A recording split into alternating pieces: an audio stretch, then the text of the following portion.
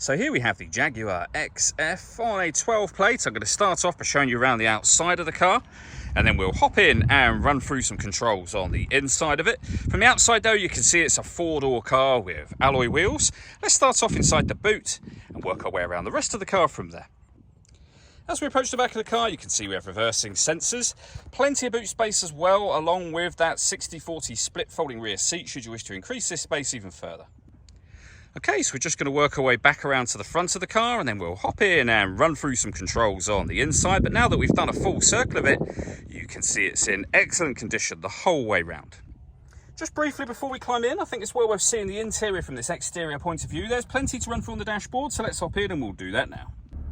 Okay, now that we're inside the car, we're going to start with the dials. We have the speedometer on the left, the rev counter on the right, total miles for the car, which is 63,251. It'll also show you what gear this car is in there. It's an automatic, so we're of course in park at the moment. We have our stereo controls as well as cruise control on the steering wheel here. And then over in the center, the main touchscreen for the car. So as you can see, we can from here access our satellite navigation.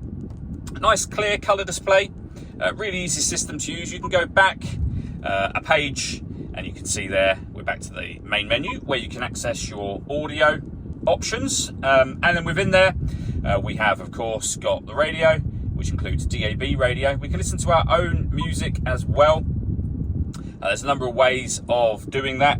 You can connect up or you can insert, I should say, a CD, for example. We've got Bluetooth audio as well. So say plenty of ways to listen to your music. We've also got the ability to access our climate control from here, although we do have manual controls for both passenger and driver here, as well as your fan speed. And then as you can see, physical buttons that you can use to enter certain menus that we were just using a moment ago. Main volume for the stereo is just here. We have our CD player. We can skip tracks or radio stations. We can access the various different ways in which we can listen to music. So Bluetooth audio, for example, the radio, CD player, whatever it might be. Below that, with a heated rear screen and a proper heated front screen, we have the ability to adjust things like the heated seats, which you can see on the screen just there. We can recirculate the air that's in the car, which is a great way of heating it up or cooling it down quickly depending on the temperature you've set just here.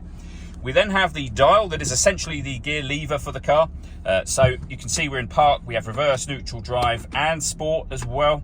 And then you can go all the way back to park. When we stop the ignition, that will lower down and sit flush to there. And then we've got various other settings for things like your sportier mode. If you're going to take the car out in snow or ice, we can turn off our traction control from there as well. All that leaves me to say is thank you for taking the time to watch this video. If you'd like to come and see the car in person and have a test drive, please feel free to give us a call here at West Horsley Motors. We'd love to hear from you soon.